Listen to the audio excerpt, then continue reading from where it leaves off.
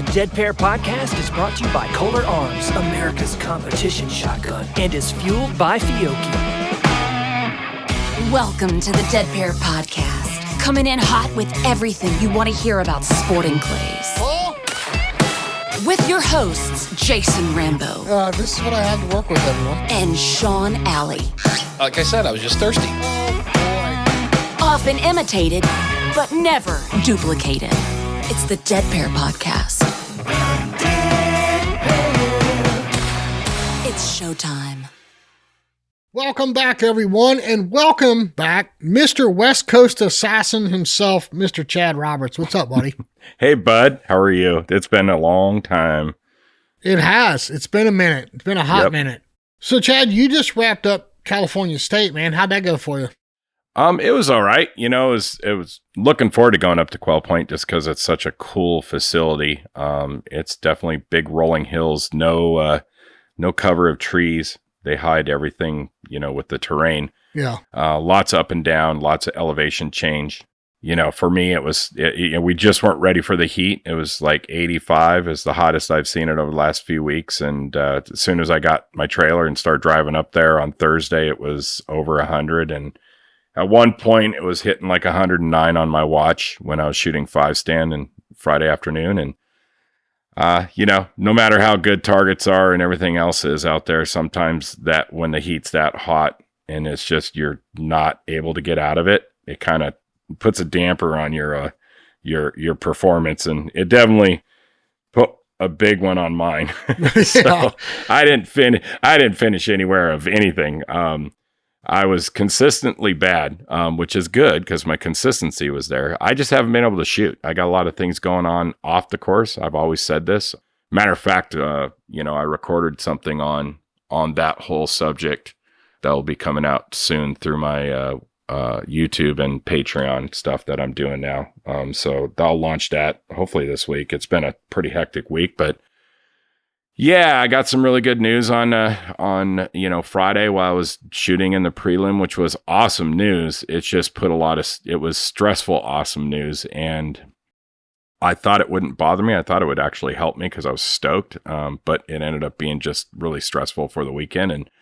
But yeah, my buddy from Louisiana, Mike Gardner, came out. Peeps, Alex Sedlacek came up. He finally started shooting a little bit and came up for the state, and we had a blast. Just didn't perform well. I was brilliant on some of the big targets and some of the cool stuff that they threw, but I just wasn't consistent enough to put up a big score. And you take somebody like Brody or, Mike Dillman, they were not going to be beat. I mean, Dillman just flat out handled us. And I was so proud of that guy because he's probably been a bridesmaid at least two of the times I'm aware of because I won him twice and he was right behind me. So he deserved it more than anything, and he was able to get it done by quite a bit of a margin by Sunday. There was nobody going to touch him. And as hot as Brody was for the whole weekend, it was cool to see Mike being able to get through that.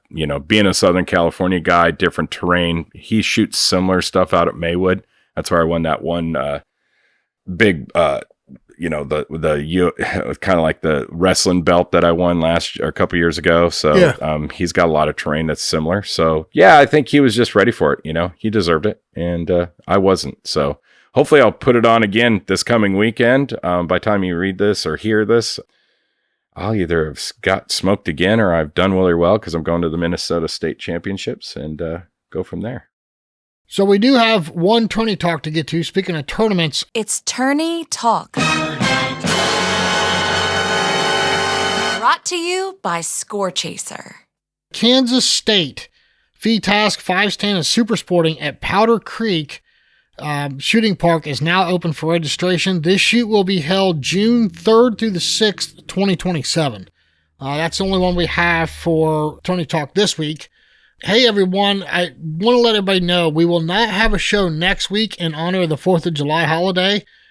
Speaking of 4th of July, most of you know that this year we are celebrating the 250th anniversary of the United States of America, and we have the perfect way to honor this amazing country. Make a $250 contribution to your favorite youth shooting team through our partner, Midway USA Foundation, and that donation will be matched, adding $500 to that team's endowment. Supporting youth shooting sports is a powerful way to preserve our freedoms and for future generations. There's a link right down in the show description for Midway USA Foundation. Click on that and follow it. Also want to throw some reminders out there. We have lots of goodies for you here at the Dead Pair Podcast. First, the Dead Pair Kolar raffle is up. Again, there's a link down in the show description. That raffle, once again, benefits kids and clays. Tickets are $75 each or 2 for $100. Our merchandise is also available with a link, again, right down in the show description as well. Everything from flat bill hats, flex fits, regular hats, unstructured hats. There's also t-shirts, shooting shirts, Hawaiian shirts, hoodies, towels, phone cases, even umbrellas. So give that a check and get your merchandise. I want to remind everyone also that the Dead Pair Blast is coming up December 11th and 12th at Rocky Creek. I know it's not coming up quick, but make your plans for it. That's in South Carolina, and it's up on Score Chaser. So get signed up. A reminder on that shoot. If you can only shoot Saturday, please contact the club and Jake will get you squatted so that way you can shoot both legs of the main in one day. Lots of door prizes from our sponsors, good payout, lots of festivities, and I've been talking with some of the sponsors and it looks like quite a few of them are going to be there at that shoot, as well as the Tin Can Popcorn folks. So love to see you all out there. We're going to have a ball setting targets for everybody. We're going to have all kind of festivities on and off the course. So please sign up for that. Rhino chokes. I did talk to those of you that have not heard the Rhino building here in Florida caught on fire. I did talk to Scott Dixon of Rhino Chokes just yesterday. He assured me that they're still open for business. He's still going to be on the road. His son Matt will be back home kind of cleaning up everything and getting equipment moved from one building to the other. So they are still open for business, just to reassure everybody. But, very unfortunate for Rhino. They're reeling because they were already slam busy and now they've got this on top of it to deal with. So they'll still be in the swing of things. Just might take just a week longer to get something than what it normally would. Chad Roberts, you're shooting the Rhino chokes. You love those things. Yep. And, one thing that Scott and I talked about when we were at the Nationals and something that I'm going to be doing on the West Coast. So I'm going to be getting pretty much a 17 and a 22 for all the different guns that are pretty popular around here for shooting for sure in California and on the West Coast. And I'm going to allow people to try them before they buy them. Awesome. And the reason, I think that's cool because one thing that we have a common understanding of and we feel is very important is the choke might be awesome, but depending on your barrel and how it was worked on or built, there's barrel harmonics. And anybody that knows anything about barrels, one load might work in one gun and it might not work in another. And I think that personally goes the same with chokes. Yeah. And I've seen people use chokes in one gun and they used one version of rhinos, for example, and didn't like them and they weren't going to buy any more rhinos. And then they try a different version. They're like, holy crap, this is night and day difference. And it's not because one choke's better or not. It's just that you really have to kind of try it to buy it, in my opinion. And Scott is the one that got, when you took me over there originally, that's how we determined whether I was going to make the switch. Is he let me use a bunch of the chokes and go out and shoot them in a tournament. And I just went and did it. And I could see what I liked and which ones I wanted. And we just moved from there. And I think having that ability allows people to go out and shoot them for an afternoon and then come back and say, I want this one or this one. And I can order them whatever they want. And it's no skin off my back. Real quick on that, Chad, I was doing some experimenting and I was talking to both Brandon Powell and Scott Dixon about this. Those Rhino Aliens that's a non-ported choke that Brandon helped develop. And then I've always used the Elites. So something I found, now that everybody's barrels are different, okay? But something I found for my gun and the loads that I use, the faster the load, like say a 1250, the Elites worked better for stripping the wad and the pattern was better. The slower the load, the Rhino Aliens worked better. So it was a very interesting, experiment, just my own experimentation on those loads and the chokes and how they worked. Yeah, and I think that also goes with, the diameter of the choke too. Like a 17 with one load might work differently than a 22 with the same load. So absolutely. Not just pattern size, but actual performance. Like, man, this load does not work with a 22 thousandths, but it works good with a 10 or 12 or whatever it is that you have to go with. And I think, it's something to look at. It's like anything else. If, this game is super expensive, we're shooting, they haven't come up with a way to score any better, So, we're losing by 1 or 2 targets and based off some kid's eyes that are scoring for us. So, the harder you can break them, the less chance of getting one taken away because the trapper didn't see it or nobody saw the piece come off, So hit them harder, why not? Right. Either miss it or don't, hit it hard. So that's always been my motto. And I like chokes that give me that feedback. And that's something that Rhino does. And they do a very good job at. And, they're forcing cone work, all the stuff that they do there. The porting, it's not for gimmicks. It may not be the cleanest. It might not be sorry if you're in my 5 stand and I'm putting the barrel, in your direction and it's loud sideways. We're competitors. I'm looking for high performance. I don't care about anything else. So. Right. Well, one thing about it, regardless of which choke you're using, those rhinos, they all have a hot core to them, and I love that. Even if maybe you're a little bit more open than what you should be at some kind of distance or something, the core on it, you're still going to smash the crap out of that target. Hey, Chad, Brody just texted me. He's ready to go. I'm excited. We're interviewing Brody Souza tonight, and I'm very excited about this. Chad, you know him very well. He's out there on the West Coast with you, so everybody hang tight for a minute. Let me get Brody on the phone, and we'll be right back. The Dead Pair. Welcome to the show, Mr. Brody Souza. What's up, Brody? What's going on? How are you? I'm doing great, man. Hey, listen, you have been on an absolute tear lately. But before we get into that, for those that don't know you, can you tell everyone where you're from and how you got started in sporting clays? So I'm from Northern California, up in the Sacramento area, and I'm out in Texas right now for college. Got started. So my older brother, he just did trap shooting on a clay team for his high school. And then the coach just kept asking me if I wanted to start it one time. And then I was like, oh, nah, I don't really want to do it yet. And then one night I just decided, I'll just try it for fun. And then it stuck ever since. Really? So, if you don't mind my asking, how old are you, Brody? 18. 18. So you're still in the junior rank, correct? Yep. Okay. Did you come up through SCTP program? Did you shoot any of that? No, so there's no SCTP out here. Okay. Or out in California.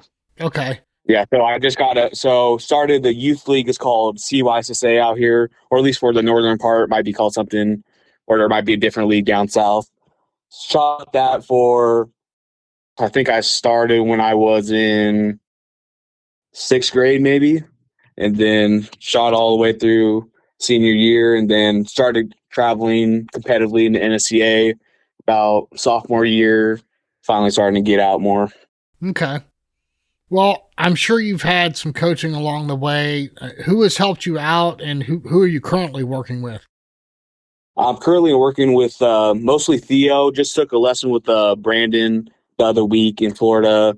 Been working with Theo a lot. Started with Will Bruce out here, and then after I moved to Texas, me and Theo started working together a lot, training together. Learned a lot from him. He's the one that's really helped me elevate my game to where I'm at right now. Learned a lot from him and learned how his whole side of the game, his perspective on it, and how he handled himself and during certain moments when you're out there with high pressure or stuff like that. So he's been a big help to me so far. That's cool. Yep. So catching up to current day, I mean, you've really wicked it up this year. I mean, you've always shot well, but I mean, like now you're really making a name for yourself. So what was it? Do you think it was the off-season training? Can you put a finger on it? I think that was a lot of it. So I think when I started really coming into myself was after I got this new stock made. Had an old stock that it didn't really fit much, but it was okay.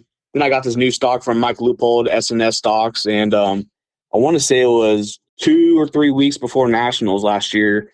Started shooting it then, and then ever since, been working hard and trying to get it all dialed in. And I think that's the main thing that's helped me get to where I'm at. Also, the people I'm surrounded with out in Texas, getting to hear their side of the game and watching them and learning at the same time. I think those are the two main points that really helped me so far. Yeah. Hey, Brody, are you on a shooting team in college? Are you shooting for anybody? Not right now. So next year when I'm actually at the main campus for Texas A&M, I'll join their team.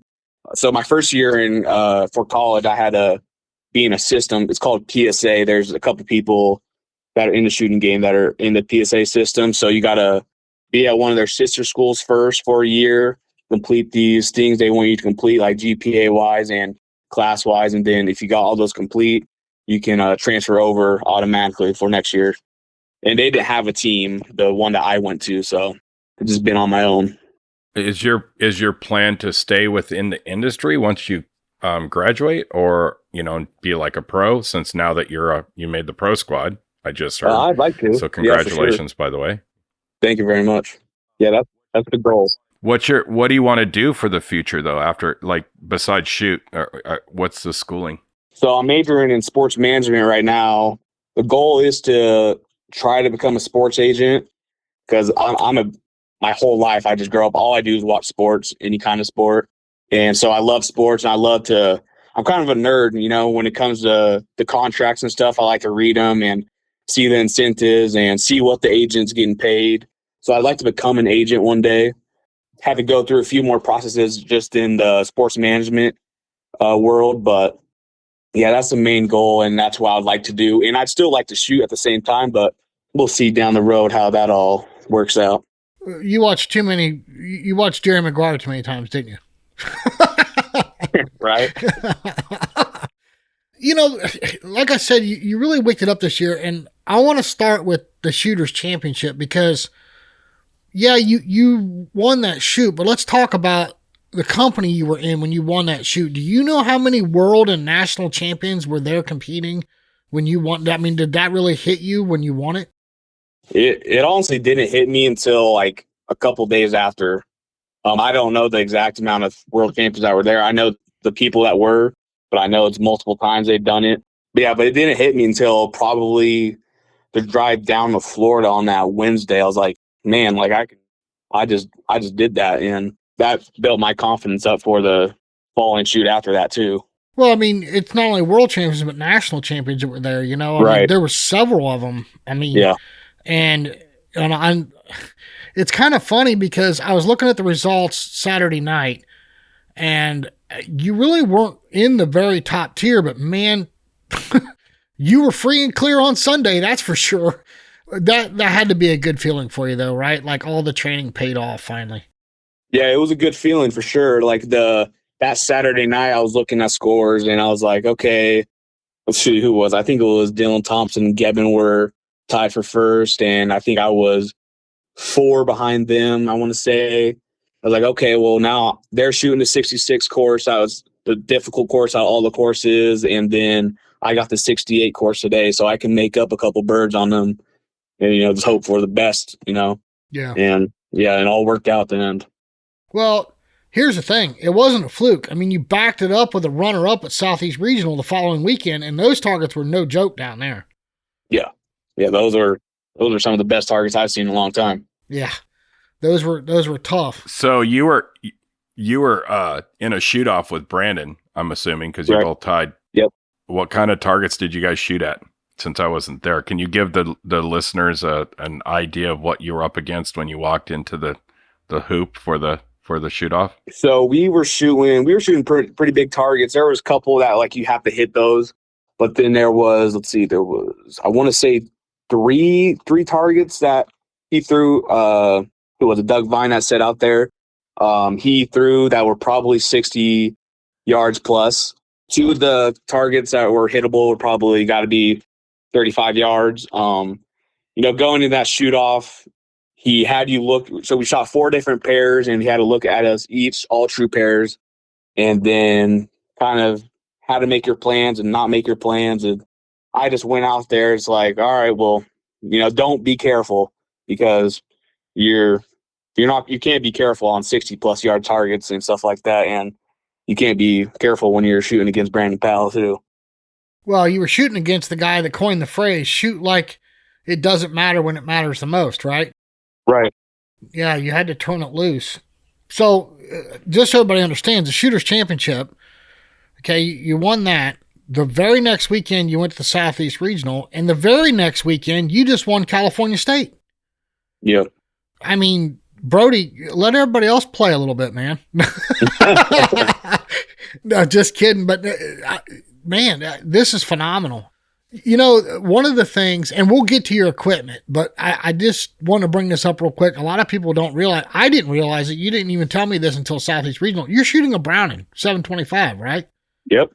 I mean, if you look at all the guys on the top of the game, maybe Joe Finizzi would have an equal dollar value gun, right? Because he shoots an A400. But, I mean, my goodness, Brody, you got to be proud of that. Yeah, I mean, this gun's a workhorse. Like, the only thing I've ever had to worry about is those firing pins. But other than that, it's been I used to have an old 725. Just switched this. I got this gun as a gift I want to say at Western Regionals last year, and got it as a gift and shooting it ever since. And yeah, I probably had 150 through that old gun when I was young to then.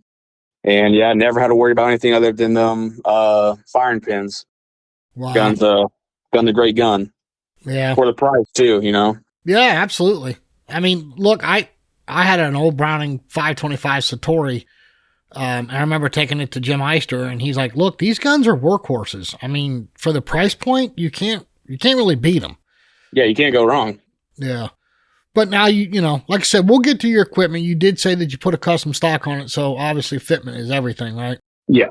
Was there something maybe in this past off season that was kind of like the aha moment, the light switch that kind of went off for you? Or was it a change in method, or was there anything in particular you could put your finger on that you really kind of broke free? One thing so when I got the custom stock, so I used to shoot probably like a 80-20 to 70-30 pattern, right? And I'd have to be certain places on these targets. But then after Mike did my stock, he basically has me at 50-50. So it took an adjustment, obviously, from, I'd be way under these targets with these new stocks and missing under all the time. So now I'm up on the line. And the one thing that I see is like where I'm looking, that's where the shot is going and that's where it's breaking. Like, that's been a big game changer to me. I mean, it's helped me out a lot. Makes me understand the game more. I'm still learning a few type of targets still, like where I have to have that gun.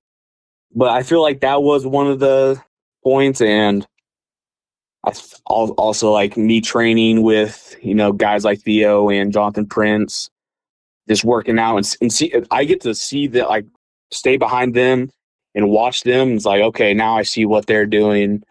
And yeah, I feel like those were the main points that's helped me in this offseason or last offseason.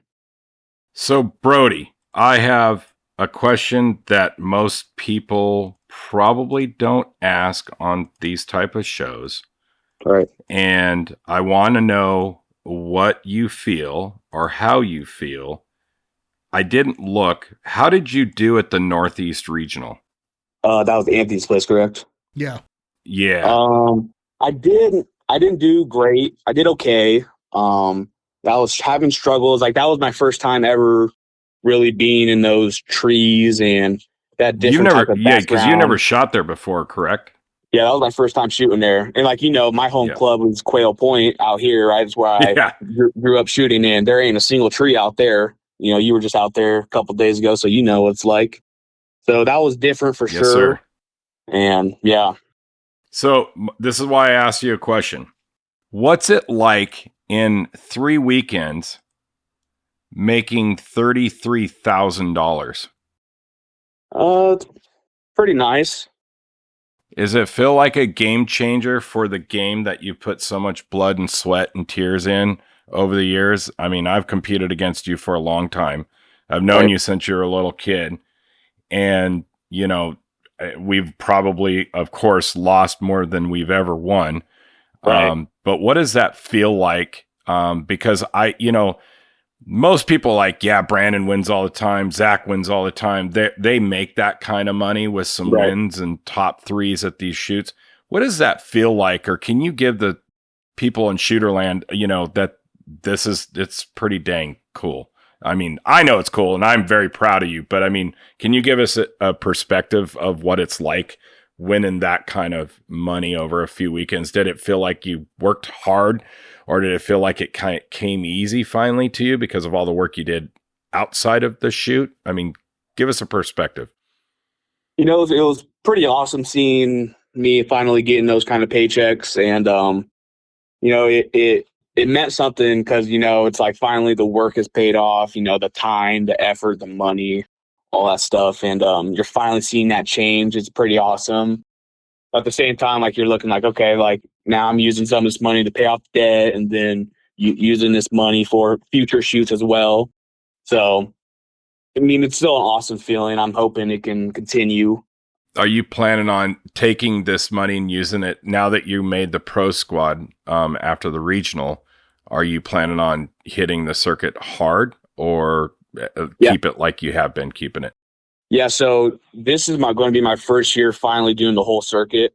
Usually before this year, I was always, doing the state shoots on the west side, and then I do like a Western regional and going to nationals. That's about it.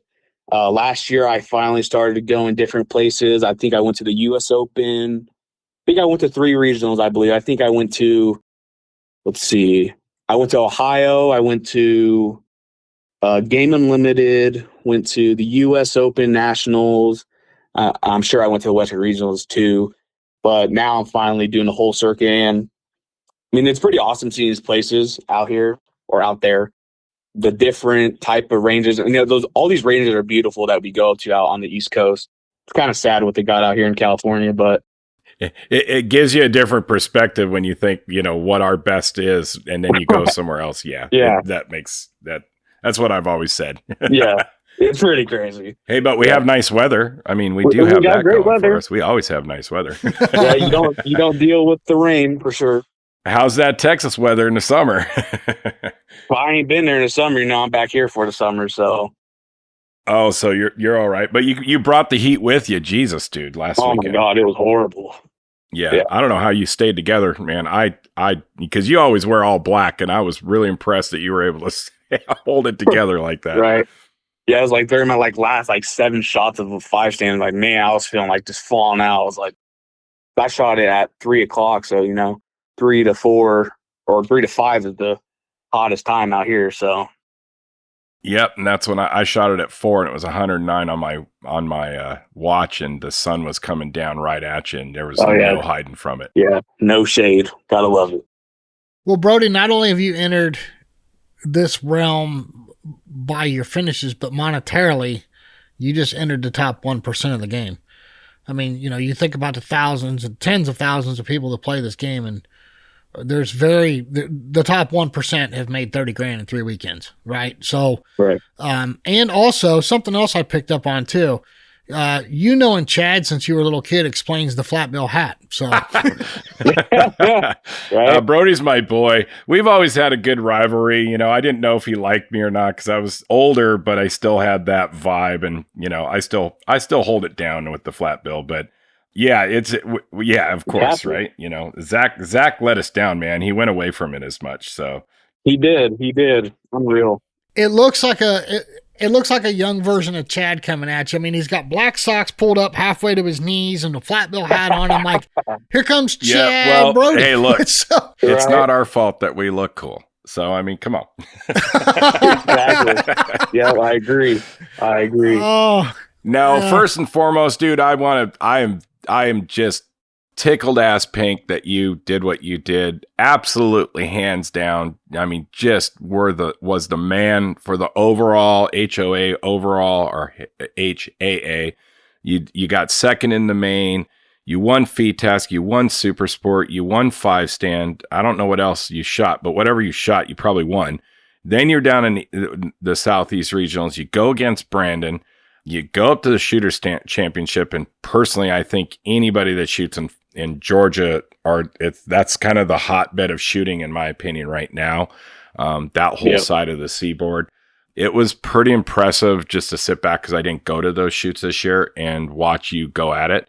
You know, you got to hang out with one of the people I've been trying to work with, which is Hunter. So I think you gave him a different perspective and he saw that too, right? Like he could see that you can be a competitor against the top guys even at a younger age, like your guys' age. You kind of put a big bat to all the guys have been holding it down for a while, and that was pretty cool to see. So congratulations, dude. Yeah. I mean, I tried my ass off for years to get where you're at, and who knows if it'll ever happen, but dang, it was cool to see somebody from the West Coast that still lives here. Still, you're a Californian. You didn't move away and stay away. So I hold that as like the real deal, man. So good job. Yeah. Thank you, man. Well, Brody, I know you've listened to this show, and we do the rapid fire with, any new shooter we get on. You want to do that with us real quick? Sure. So, all right, let's start with this. Make and model your gun. Browning 725. 32-inch barrels? Yep. Is that one factory Browning ported, or did you have it ported by somebody else? I think it was factory. Okay. What chokes do you use? Comp-in chokes. Okay. What's your go-to restriction? I like to run light mod. Okay. What ammo do you shoot? Remington Nitros. Remington Nitros. So those are the 1 1/8 1235s. Is that correct? Yeah, the 1235, 7.5, and then I'll do the 1 ounce 1290s for FITASC. Okay. Still nice. 7.5 with that? Or? Yep, still 7.5. Yep. Okay. What vest do you shoot with? No vest. Oh, that's right. You're a pouch man, aren't you? I'm a pouch man. That's right. See, you're from California, dude. You do things a little different. We love it. Right. What glasses do you wear? Let's see. I think they're the 54 CIHCs, Pilas. Okay, Pilas. Hearing protection? I couldn't tell you. You couldn't. Something that goes putting something in your ear. Yeah. Some cotton. Right. I mean, are you using foamies? Or are you using electronics? Or they're using the ones that the custom ones. I don't know what they're called. Okay. Or I don't know if they have a name. Okay. All right. Now we do something called What's in Your Bag, and we're looking for like the Lucky Rabbit's Foot. You've listened to this before. You know what I'm talking about. Something odd you carry with you that maybe people wouldn't be privy to. Something odd I carry with. I mean, look, we've had everything from, rosin bags to, Gianna Santo come on here and inform us she carries a tampon with her. I mean, it's just like whatever you think that's odd that most people wouldn't carry with them. I don't really carry anything on me. Okay. All right. Fair enough. I got a couple for you. So this is West Coast action right here. Flat bill or curved bill cooter hat? Flat bill. Come on now. All right. Black, white, gray, or orange? Black, white. All right. High socks or ankle socks? High socks, the only way to go. I don't know how people do the ankle socks. Adidas or Vans? Vans. Nice. What else I got? Obviously you're all black, so you wear black shirts all the time. So I don't know if you outside of black. Beard or no beard? Gotta have a beard. On your pouch, is it a custom one like elephant, or is it just a standard old leather standby? Standard one with the Browning logo on it. Nice. Let's see. A golf cart or UTV of some sort. A Fiat. A Fiat. A Fiat. the best answer yet. I got a Fiat. Come on, Electric or gas, Brody? Electric or gas? Come on, gas. Okay, just check it. Got Just check Gavin it if you Newsom left on the me. show now. If you totally left us. All right. I Right. don't have anything else for you. I just think it's awesome. It's cool to see you doing what you're doing. Theo's a great guy to work with. Brandon probably yelled at you and was asking you what you were doing. Sure did. You know, come on. Yeah, exactly. Why aren't you holding on the plate? Yeah. Hey, I have a question for one weird question. Tell us about your experience real quick with Brandon and Theo, because not a lot of people, you know, they want to do lessons with these guys, but they may live somewhere else. And can you kind of give your experience of what that was like? So with Theo, I'll start with Theo first. So he's really good at teaching. He's very good at explaining things if you don't understand it. He teaches you a little bit of everything. You know, he has you do a certain move and hit the bird at one place, like start early and go all the way to the end, and then, where your sweet spot's going to be. And teaches all these certain moves. He really helped me in feet task. Because for when I mount, I have to turn in my nose, and he taught me where I have to put my face, so it's just perfect, going up, and then you're already there. So he's a real good coach. Brandon, he's also a really good coach. He teaches you, his way, right? And that's basically you're holding through the plate and you're ripping through. He's all about the trust, right? And he, he's a good coach too. I mean, he'll get on you for sure, which, that's what I need, because sometimes, when you're an 18-year-old kid, you're kind of just lollygagging out there. Have you got any plans of maybe teaching yourself? I haven't really thought about it yet, but maybe in the future. Awesome. Brody, I know you've got some people behind. I mean, look, nobody's ever been successful without good people around them. And I know you got some people that you want to thank, whether it's sponsors or friends or family or a coach. The floor is yours, buddy. I definitely want to thank my parents for sure. If it wasn't for them, I could never do this. They helped me out so much in getting me these places and giving me the best equipment I can use. And got to thank Theo as well. He's definitely changed the game for me a lot. Helped me out a lot in Texas too. Like if I traveled down, him letting me stay at his house and everything. Want to thank Mike Schultz too. He sponsored me this year, helping me come to all these shoots and stuff. And yeah, that's awesome. Those are the main people. So do you have, I guess I should have asked this earlier. Do you have a regular crew that you run with? Like who's some shooters that people might know that you run around with? Other than Theo, obviously. I don't really run around with like a certain group. I'm kind of just, I'm there and I know everyone, and I'll say what's up to everyone.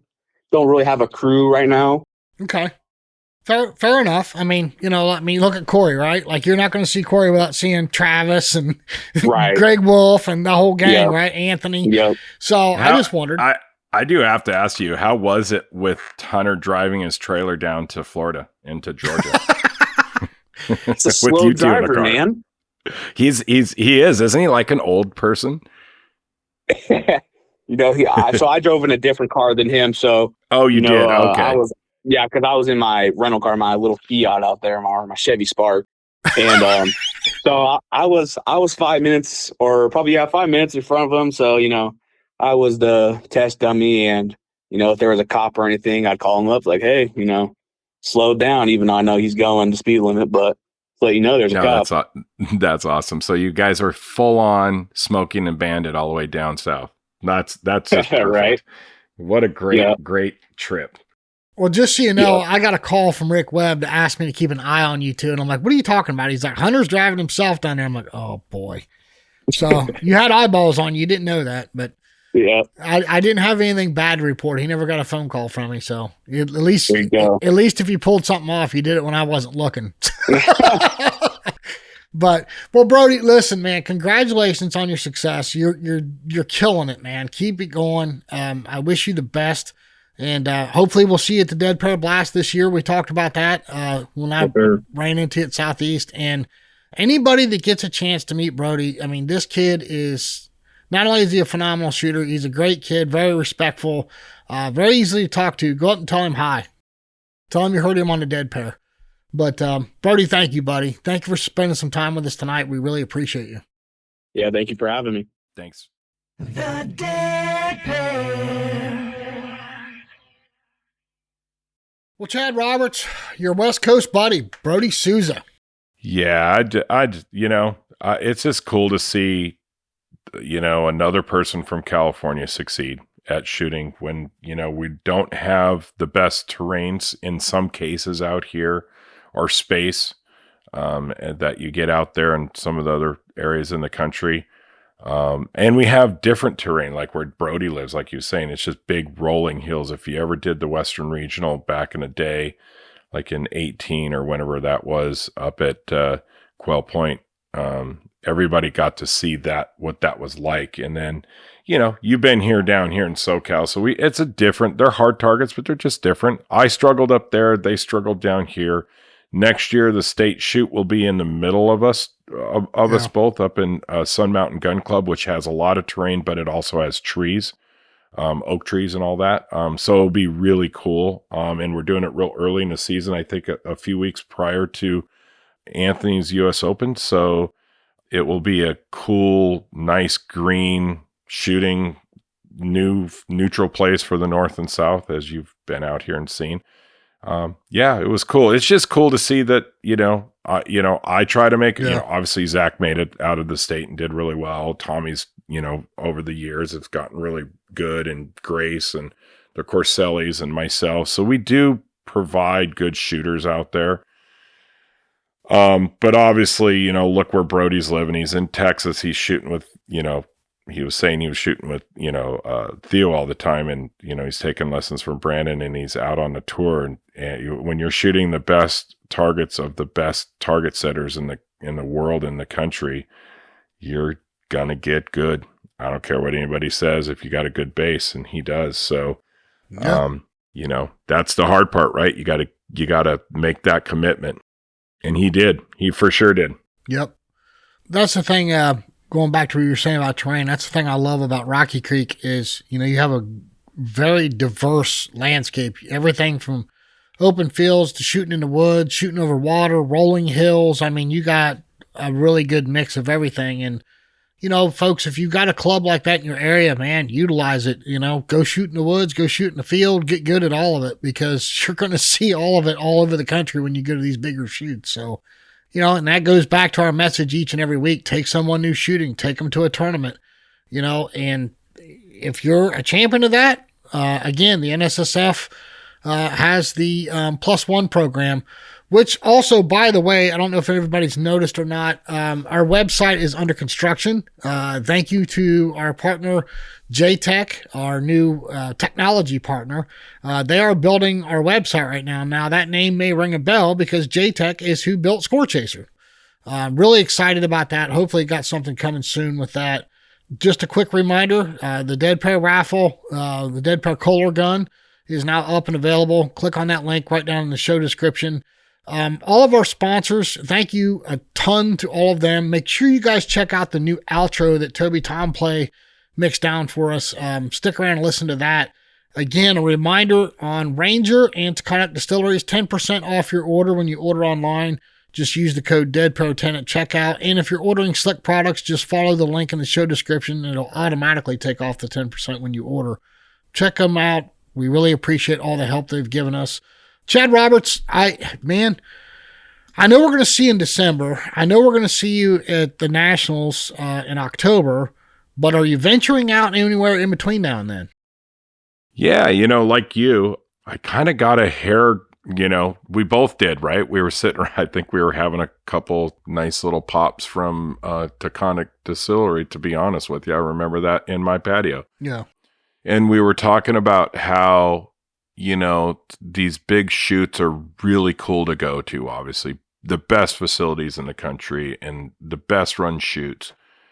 But the one, we're starting to see some of what we would consider in the old days, the big blast, kind of not as many around. And we talked about going to a lot of state shoots. And I just state shoots are really fun. I don't know why, we've talked about this, so I think it's because they're smaller. Even the big ones are smaller than a regional. It's a little bit more intimate. You're not stressed out shooting a million targets, trying to get to one course to the other. You're not getting fried from, just getting your butt pounded from, you're from Montana and you don't get a lot of hard targets and you show up, and you're just getting worked by somebody at a regional because that's what they do at those shoots. And, you're just getting a little bit more fun, I guess. And I think me and you, we were talking about just bringing the fun back into the game and why we do this, right? Like, we like to shoot. We love to shoot. I love to go pound targets. I love to teach, right? But I'm not saying I lost the love for it, but I think I just got tired of just continually chasing it. I never took a break since 2000, whenever it was 2009, I guess, when I started really traveling, 2008. Yeah. And it feels good to go to a smaller shoot. That means something, and you can make some good money and do all this stuff and just have a good time and, enjoy the food, enjoy the towns. You're not shooting till, real late in the afternoon, or, you can just kind of spread out the weekend and go have fun. So I think states are cool. So for me, like you, California State, Arizona State, looking forward to going to Indiana State. There's a possibility I'll go to Ohio State. And there is now a possibility I'm going to Wisconsin, or possibly going to Wisconsin State.